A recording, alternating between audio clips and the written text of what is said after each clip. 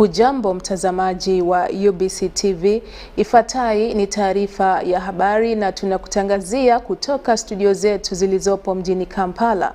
Naitwa Bella Masangano na huu hapa ndo muktasari wetu wa habari kwa leo.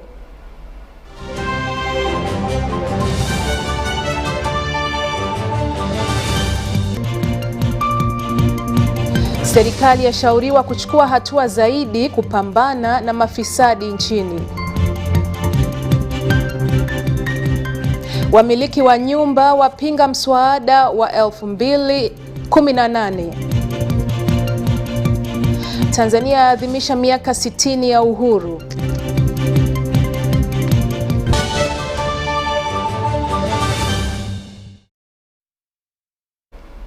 Serikali imeshauriwa kubadili mbinu za kuwakabili mafisadi kwa kutowaonya bali ianze kuwachukulia hatua.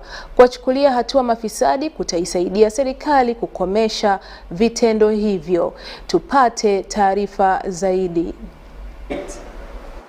The rights and responsibilities of everyone, including the state and its agencies, in preventing and countering corruption.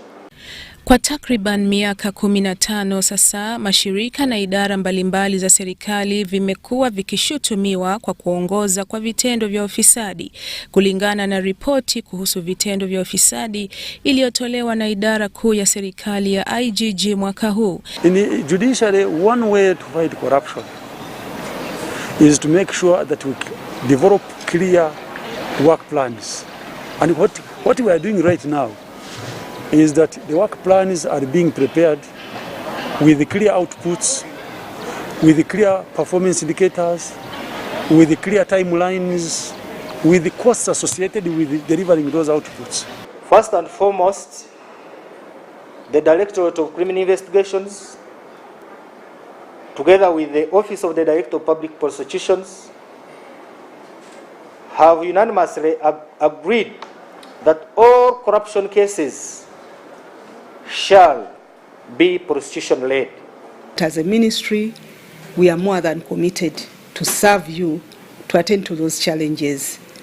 Just bring your complaints, your petitions to our office. My office is always open, and there are officers who always receive these petitions from you. They will be attended to by your minister because I'm here for you. Ingawa ufisadi unafanyika kupitia vitendo mbalimbali hapa nchini, ufisadi kwa wizi wa pesa za serikali unafanywa na maafisa katika ofisi za umma unaongoza. And there are so many people who speak good English. They drive very posh cars. They have state-of-art offices. And they are speaking against corruption. But they are not acting. The time is now. We are targeting these young people, for example. These ones who have joined the grade ones. If we can sensitize them so that they grow up knowing that corruption is not something to their, take. Kulingana na waziri wa zamani wa fedha, Dr. Crispus Chionga, muda umewadia wa kuanza kuwachukulia hatua mafisadi na siyo kuwaonya tu. Corruption in our country now is really a pandemic. Is a big issue, a big roadblock to the process of development, and we need to get to practical zero tolerance of corruption. If we don't do that, we are finished. Naye waziri wa ardhi nchini Judith Nabakoba anaamini kwamba vitendo vya ufisadi vinaweza kukomeshwa kabisa. I want to warn you that 2022 is going to be a different year. We shall not entertain you. You will be locked up for your buffetism because we are not ready to entertain that anymore. What we want is to see things move in an orderly manner. We want to see the wananchi living happily. Ingawa serikali imekuwa ikiendeleza mapambano dhidi ya vitendo vya ufisadi, lakini bado juhudi zinahitajika zaidi, hatua ambayo imepelekea kuundwa kwa kitengo cha ikulu cha kupambana na mafisadi kikiongozwa na Kanali Edith Nakalema. Wachambuzi wa masuala ya fedha na ambao pia walishawahi kuwa mawaziri wa fedha kama Dr. Ezra Suruma na Hajat Saida Bumba wanakubaliana na kauli kwamba hatua zinahitajika zaidi kukomesha vitendo vya ufisadi. I hope that the fight against corruption can continue and be intensified so that people can have more confidence. Because now people see government as an opportunity to steal. Everybody wants to have a chance so that they can steal as quickly, as fast as possible, and get out of poverty. It takes two people to be corrupt. If the government people are corrupt, unless the government people are corrupt between each other. But if it's the private sector coming in, they are the facilitators. That's why I was suggesting that if you can take away those facilitators. Wamiliki wa nyumba Kampala wana mpango wa kuwasilisha malalamiko mahakamani wakipinga mswada wa wamiliki wa nyumba na wapangaji wa mwaka 2018. Kwa mujibu wa wamiliki hao wa nyumba, wanasema kwamba mswada huo unawanyima haki zao za kumiliki mali. Kwa mujibu wa wamiliki hao wa nyumba, mswada huo upo kinyume na sheria na huendani na masuala ya kikatiba. The bill in this current form is unconstitutional. It violates the principles of natural justice and it is discriminatory in nature. All of these principles are enshrined in the Constitution of the Republic of Uganda. And once this bill is passed in its current form, we as lawyers, we shall have no option but to challenge it in the Constitutional Court of Uganda. Wanasema kwamba mswada huo unawadhulumu haki yao ya kumiliki mali. There is a shift of power that has been moved from the landlord to the tenant. The tenant has been protected more, leaving the landlord who owns the property at that. That limits the right to property under Article 26 of the Constitution. Mswada huo 2018 na wazuia wamiliki wa nyumba kukusanya kodi kwa sarufi ya dola. Awali walikuwa wanakubaliwa kutoza wapangaji wao kodi za nyumba kwa dola. Kutokana na hatua hiyo, wanasema kwamba biashara ya mali zisizohamashika zitaporomoka.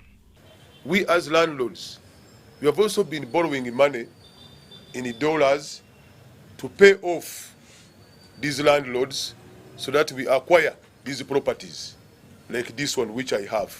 I bought it from one Indian who had repossessed it. At the time of acquiring this property, the exchange rate was 1,800. Today, the dollar is at 3,600. If I had not charged my rent in the dollars, how could I have been able to pay up my loan obligations, which were in dollars, and to bridge the gap of inflation between the shilling and the dollar? Mswada huo unaondoa haki yao ya kutimua wapangaji kutoka kwenye nyumba zao, ambapo mmiliki wa nyumba atatakiwa kupata ruksa mahakamani kabla ya kumtimua mpangaji wake kutoka kwenye nyumba yake. But what this bill seems to suggest, that when you fail to pay, even to just evict you, I need an order of court. To recover my rent, I need to go to court. The court process is costly, tedious and time consuming. Sadamu Bale, UBC Habari, Kampala. Shukran sana Sadamu Bale kwa taarifa hiyo. Na hii ni UBC TV ambapo tunaendelea na taarifa zaidi. Uamuzi wa kuiruhusu Jamhuri ya Kidemokrasia ya Kongo kujiunga na Jumuiya ya Afrika Mashariki utafanywa na viongozi wa nchi za Afrika Mashariki.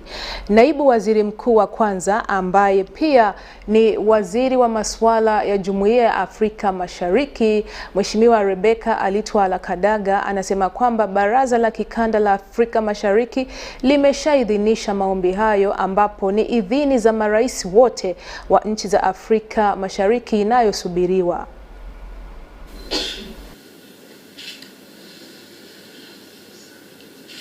East African Community, first to brief the country that on the 22nd of November 2021, the Council of Ministers, in an extraordinary meeting,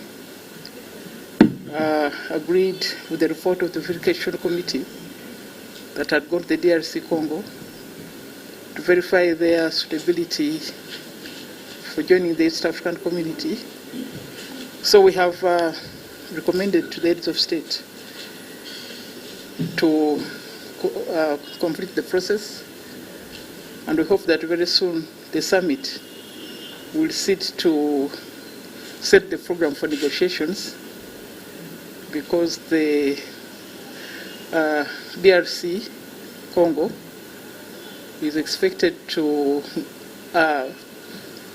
internalize the treaty, domesticate it in their law, and also to set a program for joining the customs union, the monetary union, the common market, and eventually the political federation. Wawekezaji nchini wamehimizwa kuendelea kuwa watulivu pamoja na changamoto zote wanazopitia wanapoendeleza biashara zao. Ushauri huo umetolewa na Waziri wa Nchi wa ICT na Mwongozo wa Taifa, Mheshimiwa Joyce Nabosa Sebugwao, wakati wa ziara yake katika kituo cha MTN Data Center kilichopo Mutundwe, nje kidogo na mji wa Kampala. Miongoni mwa changamoto wanazopitia wawekezaji hao ni gharama kubwa za matumizi ya mtandao wa interneti. Mheshimiwa Nabosa alisema kwamba serikali inafahamu kuhusu changamoto hizo na ina mpango wa kupunguza gharama za matumizi ya interneti, kuwawezesha wawekezaji kufanya kazi zao vizuri zaidi. Mheshimiwa Joyce Nabosa Sebugwao anasema kwamba atafanya majadiliano na wadau husika kutatua changamoto hiyo. We are going to organize a meeting so that we make a programs on all radios and TVs to sensitize the public about these services so that they can appreciate. So, where we're standing now is what we refer to.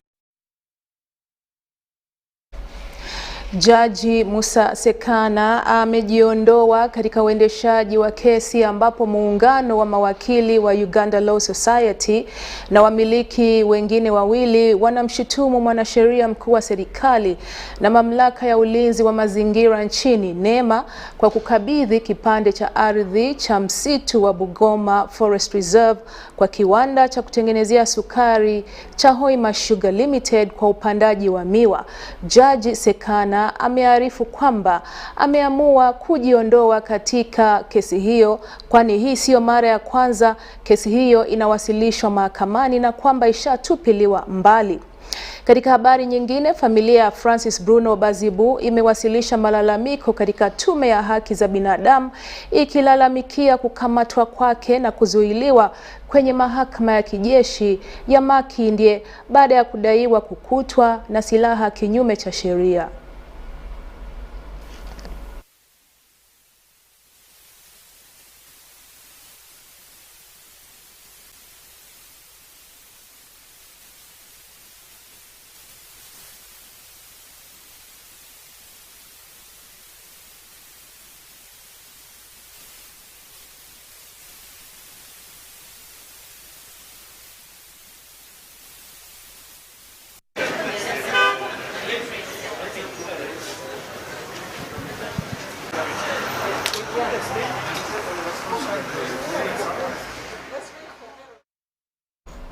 Na hivi sasa tupate mapumziko kidogo kutoka studio zetu.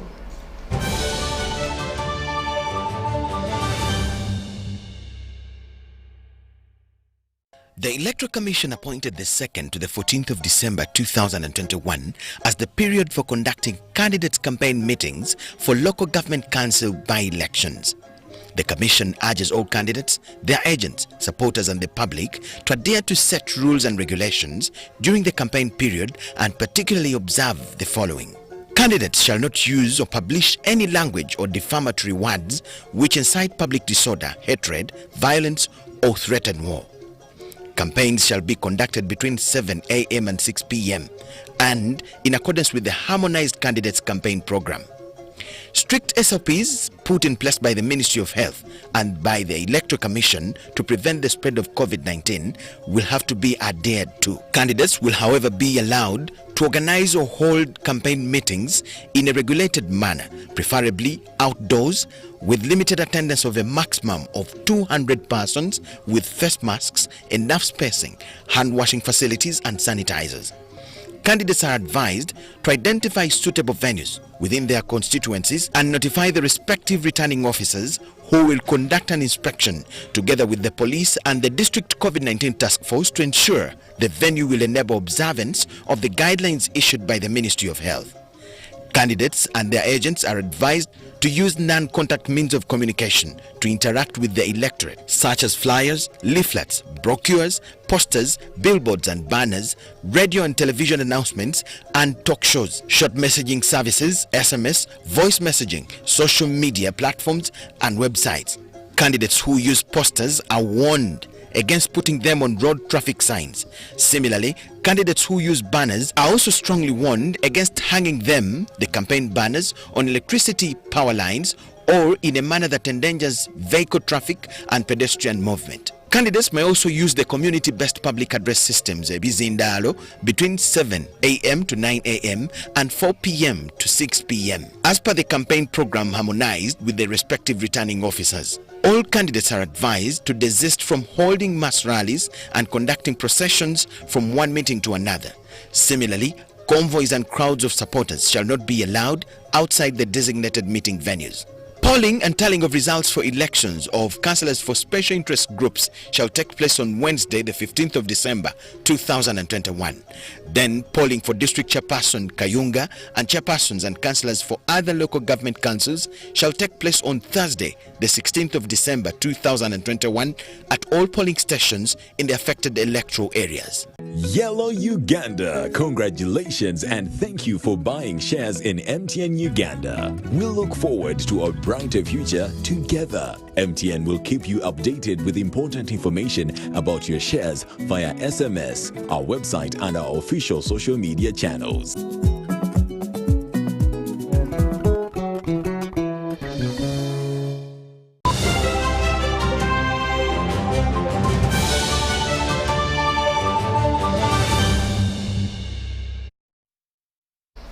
Katika habari yetu ya mwisho, Tanzania leo imehitimisha kilele cha maadhimisho ya miaka 60 ya uhuru iliyokuwa Tanganyika katika sherehe za kusisimua zilizohudhuriwa pia na viongozi mbalimbali kutoka Afrika.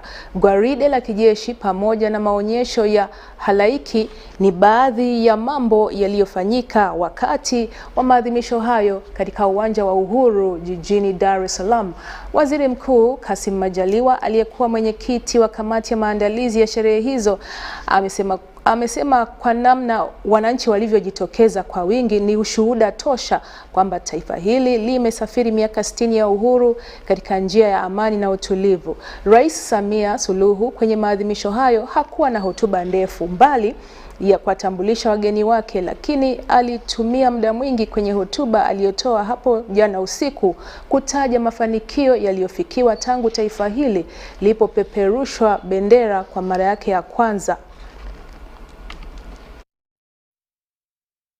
Kushiriki kwa kikamilifu wiki nzima ya maadhimisho ya sherehe hii, bali ya leo kufikia kilele uwanjani hapa.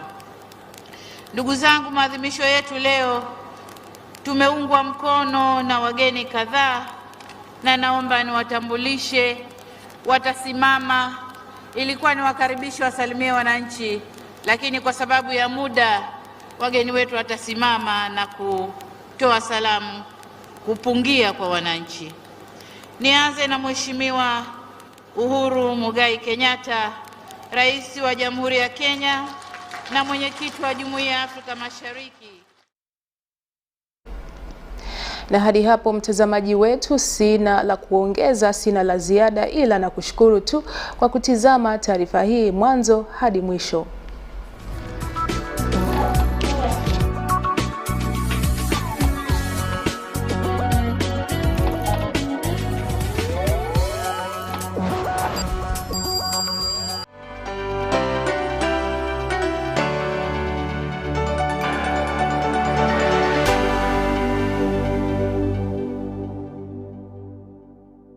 The Electoral Commission appointed the 2nd to the 14th of December 2021 as the